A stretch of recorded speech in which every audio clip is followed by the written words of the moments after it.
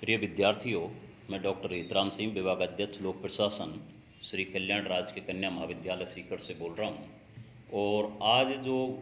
इसके बारे में जो चर्चा आगे बढ़ाते हुए बात करेंगे वह है कार्यपालिका के कार्यों और उन कार्यों की विवेचना किस प्रकार की जाती है।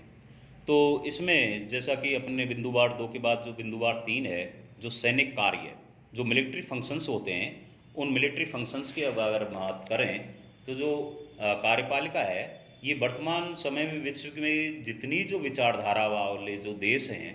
और उनमें अगर आप बात करें तो जो आपसी टकराव है और आपसी टकराव के कारण जो सुरक्षा का प्रश्न है वो एक अत्यधिक महत्वपूर्ण प्रश्न बन चुका है। क्योंकि आज वर्तमान में अगर हम बात करें तो चाहे वो किसी भी पूंजीवादी राष्ट्र हो, लोकतांत्रिक हो या तानाशाह वाले किसी भी देश की चर्चा करें तो सभी विश्व के सभी देशों में कहीं ना कहीं ये देखने को मिल रहा है कि एक तरह से जो टकराव, विचारधाराओं में जो टकराव है, चाहे वो आपसी व्यापारिक संबंधों को लेकर हो, चाहे किसी सैनिक सुरक्षा से मामलों से संबंधित हो, तो इन जो विचारधाराओं में जो टकराव है, आज ये लगभग सभी देशों में कार्यपालिका का एक संवैधानिक अध्यक्ष होने के कारण सभी देशों के जो अध्यक्ष हैं उनमें, क्योंकि जो सर्वोच्च अधिकारी होता है वो उस देश का अपने आप में जो मिलिट्री जितने भी जो उसके जो पावर हैं वो पावरों को अपने पास रखने का दायित्व एक तरह से वो निभाने लग गए हैं।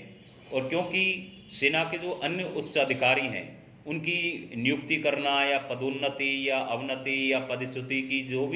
जो कार्यों के बारे में जो भी जो आदेश होते हैं, उन आदेशों को निकालने या उन आदेशों की क्रियान्विति का जो नियम है उसको करने का कार्य भी ये मुख्य जो कार्यपालिका है उस मुख्य कार्यपालिका में ही निहित हो गए हैं।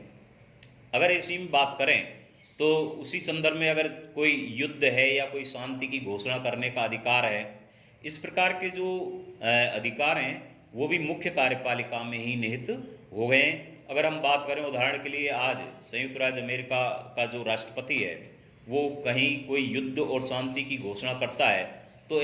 वो मुख्य कार्यपालिका होने के नाते जो संसद की अनुमति से वो ऐसा कर सकता है, लेकिन फिर भी जो अंतिम निर्णय होता है वो एक तरह से उसका जो स्वयं की इच्छा, तो उसको क्या कहेंगे, लेकिन उसका जो अधिकार है वो अधिकार उसके पास सुरक्षित सा ही माना गया है। भारत में भी इस प्रकार की जो संवैधानिक शक्तियाँ हैं वो मुख्य रूप से यूँ तो राष्ट्रपति में निहित हैं, किंतु व्यवहार में इन शक्तियों का जो प्रयोग है प्रधानमंत्री और प्रधानमंत्री की बिना कोई परामर्श के वो नहीं कर सकता। साथ ही मंत्रिपरिषद भी सलाह मशवरा इसके लिए करेगी, लेकिन जो मुख्य कार्यपालिका है वो उसके बिना सहयोग के वो नहीं करता है। साथ ही अगर इसके अगला बिंदुवार बात करें, जो वित्तीय कार्य हैं जो कार्यपालिका का, उदाहरण के लिए जो वित्त पर नियंत्रण, यूँ तो वैसे बात करें तो व्यवस्थापिका ही अपना नियंत्रण रखती है, चाहे वो बजट निर्माण की प्रक्रिया हो, चाहे उसे पारित करना हो, चाहे बजट का जो प्रारूप है या अन्य किसी प्रकार के जो विधेयक हैं, वित्त विधेयक, उनका निर्माण किया जाए, तो ये कार्यपालिका कहीं ना कहीं उसमें पूर्ण रूपेण अपनी भूमिका निभाती है। और आज अगर विश्व के जितने भी जो कल्याणकारी शासन विचारधारा वाली जो सरकार है और उनका जो उद्देश्य लोकहित करना है, तो इसमें अनेक प्रकार के जो कार्य है वो अनेक प्रकार के कार्य कार्यपालिका द्वारा ही प्रेरित किए जाते हैं। इसमें चाहे सामान्य रूप में अगर बात करें तो आर्थिक नियोजन या योजनाओं का संचालन एक तरह से कार्यपालिका का मुख्य कर्तव्य सा बन गया है। और संपूर्ण देश में जो आर्थिक स्थिति है उस आर्थिक स्थिति पर जो व्यवहारिक रूप में कार्यपालिका ही अपना नियंत्रण बनाए रखती है। इसके अलावा विधि निर्माण जो अगला बिंदु है उसकी बात करें तो विधि निर्माण संबंधी जो कार्य है वो भी कार्यपालिका के द्वारा ही संपन्न किया जाता है। उदाहरण के लिए विधि निर्माण में जो मूल्यतः वैसे तो व्यवस्थापिका का जो दायित्व है, और व्यवस्थापिका दायित्व होने के अलावा जो प्रदत्त जो व्यवस्थापन जो पद्धति है, प्रदत्त व्यवस्थापन पद्धति की स्थिति में जो विधि निर्माण का जो क्षेत्र है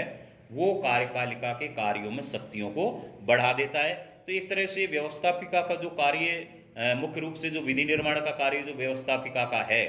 वो